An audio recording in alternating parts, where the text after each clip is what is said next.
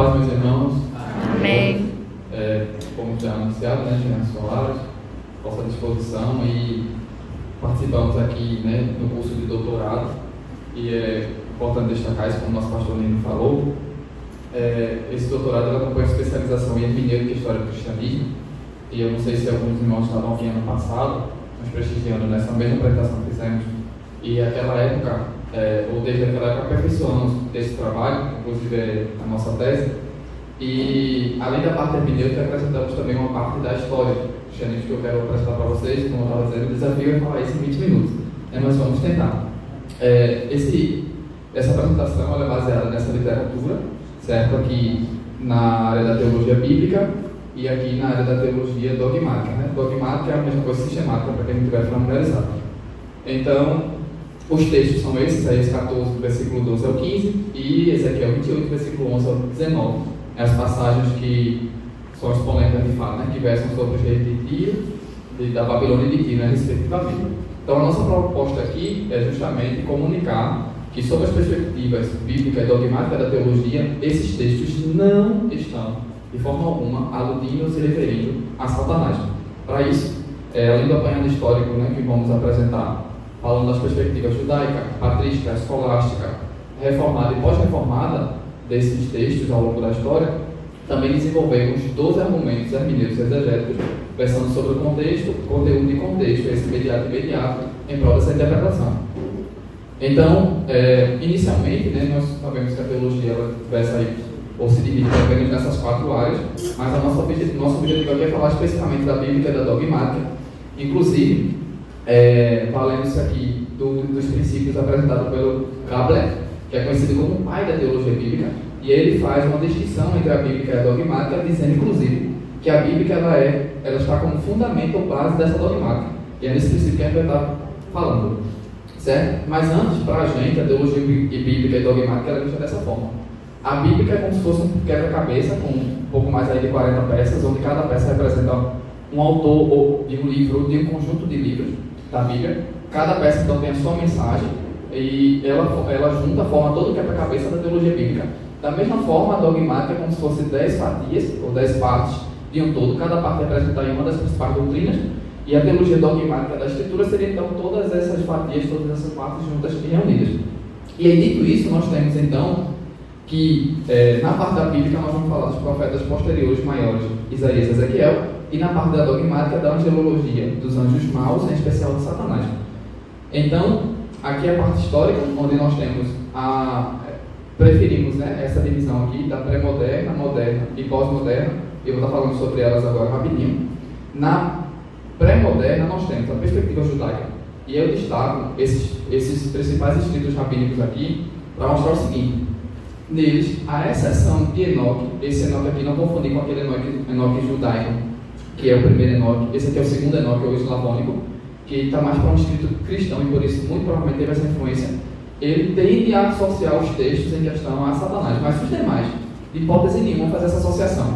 Então veja que, inicialmente, não tínhamos esse entendimento. Quando passa para a perspectiva patrística, e aí temos alguns dos principais representantes desse período, em especial aqui a origem, que dá início a esse entendimento de que esses textos sim fazem menção a Satanás nessa interpretação. Temos aí Jerônimo, que com a tradução da Vulgata, a Vulgata latina, acrescentando inclusive o nome Lúcifer, dizendo ele que esse é o domínio de Satanás.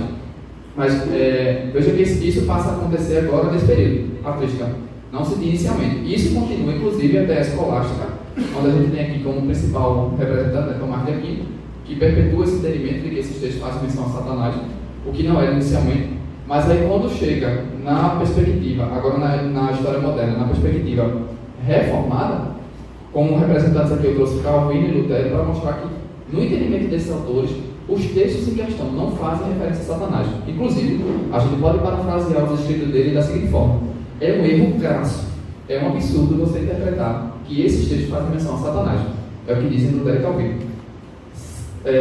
Pena que quando passa para a perspectiva pós-moderna, que a gente chama de pós-reformada, e eu vou mostrar para vocês especificamente a dogmática e a bíblica, isso muda, Por exemplo, na perspectiva da teologia dogmática, a gente tem aí os principais autores que eu citei no início como literatura, E aí você tem algumas questões. Por exemplo, qual é a referência específica que esses autores dizem que começa a se referir a Satanás? Por exemplo, seria no final do versículo 15 ou do versículo 16, Isaías 14, ou seria no começo do versículo 11 ou do versículo 12 de Ezequiel? Não há consenso entre eles. Outra questão que a gente poderia fazer é a seguinte: a que categoria angelical ou que classe de anjo pertence a Satanás? Uns vão dizer que é arcanjo, outros vão dizer que é querubim. Também não há consenso. E entre muitas outras questões que a gente poderia fazer, não seria interessante ter cautela quanto a essa interpretação, como inclusive alguns autores de teologia dogmática fazem. Alguns, por exemplo, vão dizer que aparentemente faz alguma associação ou alusão a Satanás, enquanto outros nem sequer mencionam esses textos quando falam de Satanás. Os próprios autores de teologia dogmática. O que faz a gente ir, então, antes, e caso alguém pense assim, não, isso não seria um liberalismo, não, porque nós entendemos sim que o Antigo Testamento, em específico, faz sim referências a Satanás. Algumas referências bem específicas mesmo. O que nós estamos defendendo aqui é que essas referências de Isaías 14 e Ezequiel 28 não fazem, certo? Isso não seria um liberalismo. E aí a gente passa então para a perspectiva da teologia bíblica, e aí nós citamos aqui alguns autores da área, né? Eu abreviei aqui: o Antigo Testamento Interlinear Hebraico-Português, o Dicionário de Teologia, o Dicionário Internacional de Teologia do Antigo Testamento, o Novo Dicionário da Bíblia, alguns autores de teologia bíblica e os manuais de angelologia e de demonologia. Esse aqui é do Dr. Varade. E baseado nestes, nós desenvolvemos então os dois argumentos que eu vou mostrar aqui para vocês, em relação ao conteúdo e em relação ao contexto. Esse imediato e imediato são esses daqui. Eu pretendo falar um pouquinho de cada um e vai dar certo. Olha, primeiro então, em relação ao conteúdo, nós temos as palavras na língua original. Eu trouxe aqui apenas uma para mostrar esse nosso ponto, que é a palavra reler. Reler é a palavra que só aparece uma vez no Antigo Testamento. Essa palavra veio já traduzida do grego, né, na Septuaginta, pelo Teósforos, que por sua vez veio traduzida da Vulgata Latina de Jerônimo por Lúcifer, que nas nossas versões, em geral, aparece como estrela da manhã, estrela brilhante, brilhante estrela da manhã. Em alguma versão aparece como Lúcifer. Mas a questão aqui, essa palavra, na verdade, ela vem do verbo brilhar. Significa, na verdade, luzeiro. Então não deveria ser traduzido por estrela, porque nem todo luzeiro é uma estrela. Estrela emite luz própria. E só Jesus é a brilhante estrela da manhã. Então é um equívoco traduzir isso principalmente como o nome de Satanás, porque essa é uma tradução latina, e ainda mais dizer que esta é a estrela da manhã. Na verdade, isso é uma questão de tradução que veio lá de Jerônimo. Tá? Mas ainda a gente podia também citar, ainda em Isaías, expressões como filho da alva, subirei ao céu, serei semelhante ao Altíssimo, e em Ezequiel, querubim da guarda. Aí a questão é, como é que essas expressões não estão sendo associadas a Satanás? A nossa resposta é, porque elas estão sendo colocadas pelos profetas em termos poéticos. O professor Arthur falou na segunda-feira sobre poética. O Antigo Testamento tem pelo menos um texto de poesia. E a poesia dá essa liberdade de falar de uma forma mais figurativa. Então, é o que acontece aqui. Ele está falando de uma forma poética de pessoas humanas, daqueles seres humanos, não de Satanás. Inclusive, eu cito como exemplo o próprio texto de Ezequiel, onde Ezequiel fala de Faraó, rei do Egito, como uma árvore do jardim de Deus, como uma árvore do jardim do Éden. E nesse texto, ninguém associa Satanás. Porque quando aparece a mesma palavra lá em Ezequiel 28 é associado. É porque não é. Em ambos os casos, eles estão falando de uma forma poética. Tranquilo? E aí a gente tem o entendimento de todo o Antigo Testamento.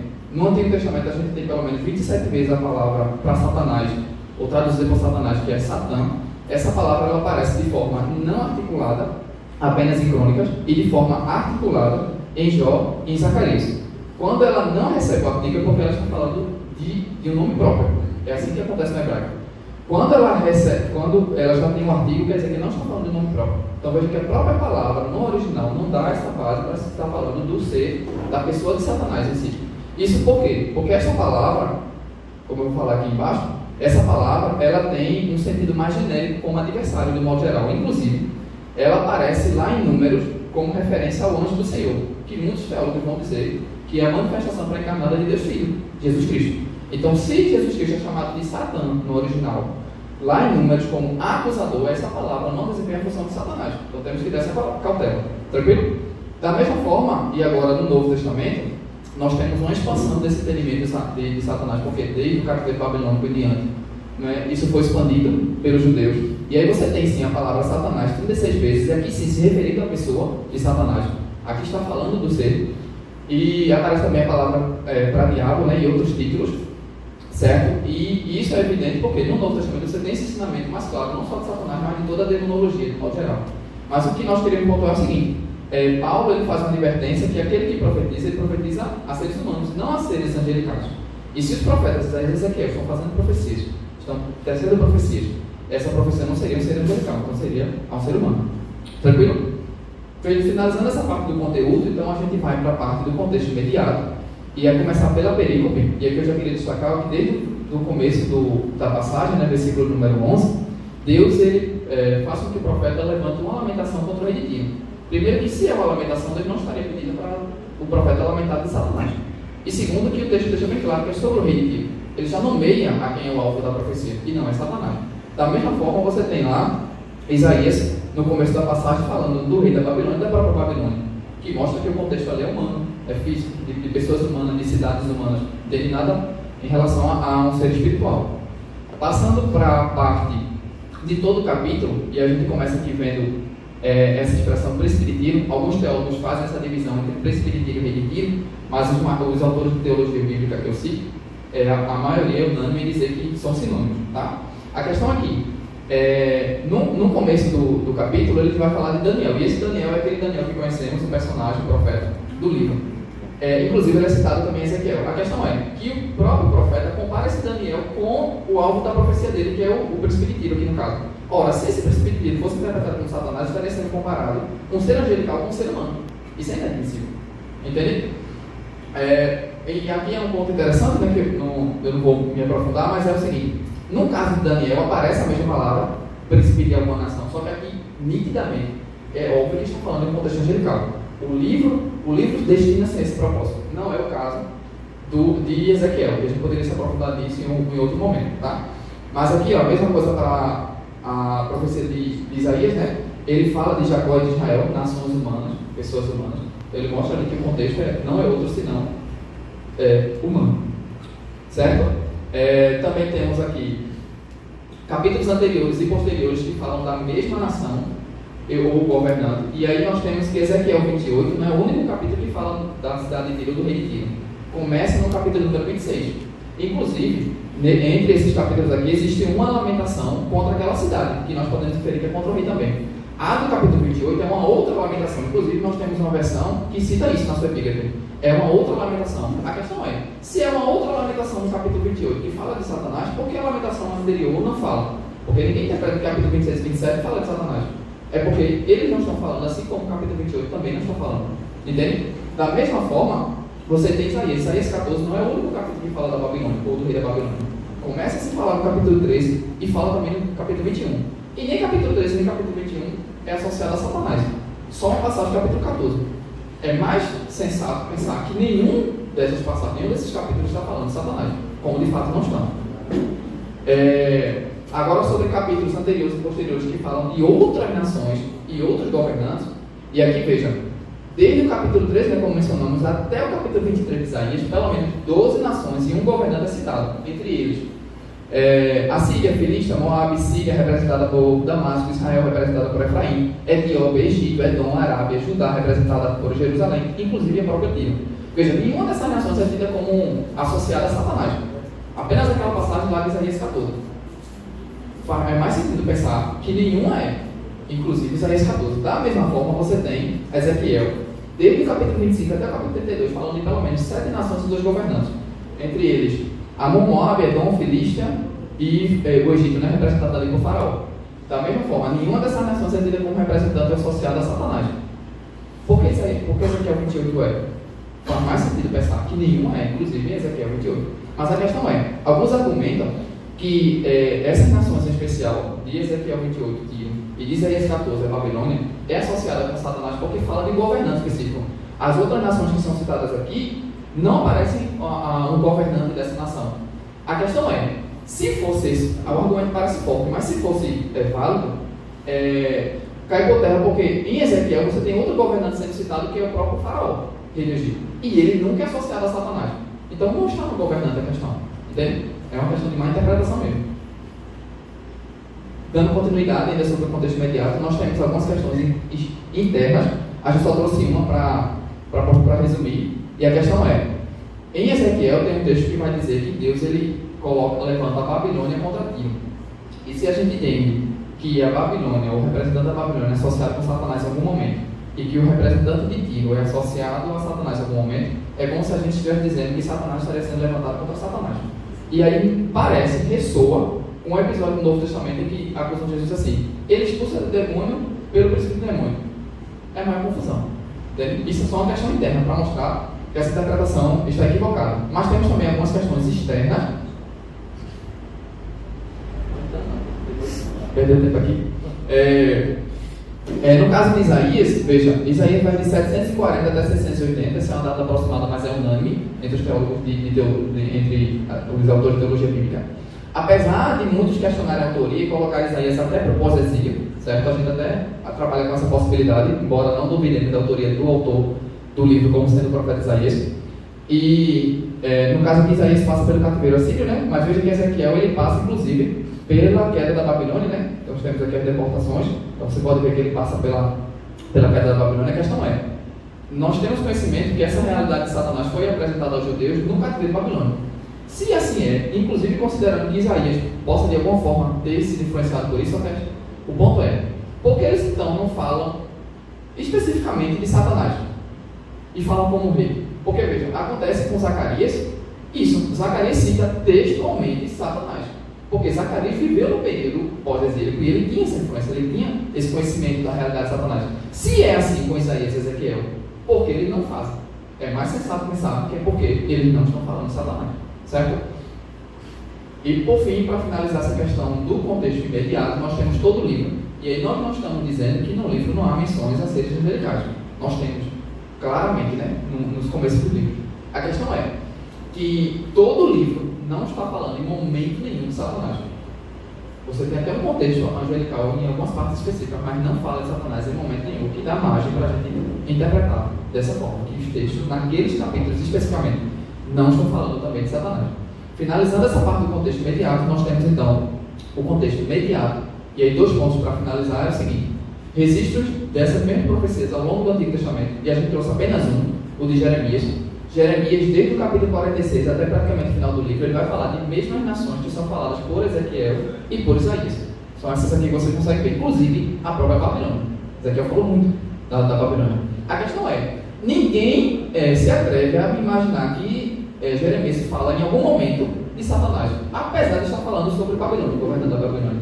Isso não é admitido em Jeremias, porque só é então em Ezequiel, Isaías e naquelas passagens específicas.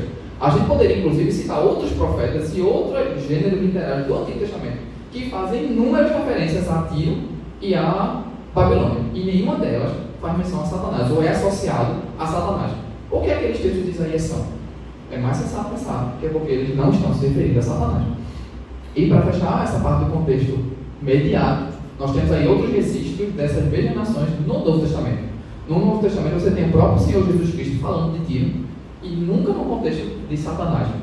É sempre no contexto humano, de uma cidade humana, de governante humano. Inclusive você tem outras menções dessa mesma nação ao longo do Novo Testamento, sempre nesse contexto humano, ou seja, não tem como associar com Satanás.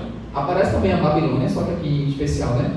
Não na referência de alguns livros, mais simbólica do que literal, isso claro, devido ao gênero do livro, é natural pensar. Mas veja que nós temos também outras referências à mesma nação, no sentido mais literal, e que não é associado com Satanás.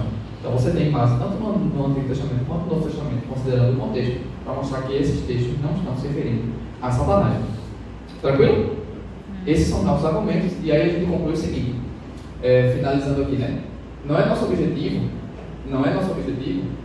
dizer que as duas teologias, bíblica e dogmática, estão se contradizendo, como se estivesse supervalorizando uma em detrimento da outra. Nosso objetivo é dizer que elas se complementam. A questão é, existe uma única interpretação, certo, do texto, que é a interpretação que estamos passando aqui, que esses textos, eles não falam, não se associam, não se remetem a Satanás. Essa é a interpretação. Mas não queremos dizer que não existem diversas aplicações. Inclusive, esses textos podem ser aplicados àquele ser, como qualquer outro ser, orgulhoso e mau de modo geral. A aplicação é diferente de interpretação, certo? A questão é que muitas vezes a gente acaba vendo Satanás onde ele não está e não vendo onde ele pode estar. Amém, irmãos? Amém. É isso aí.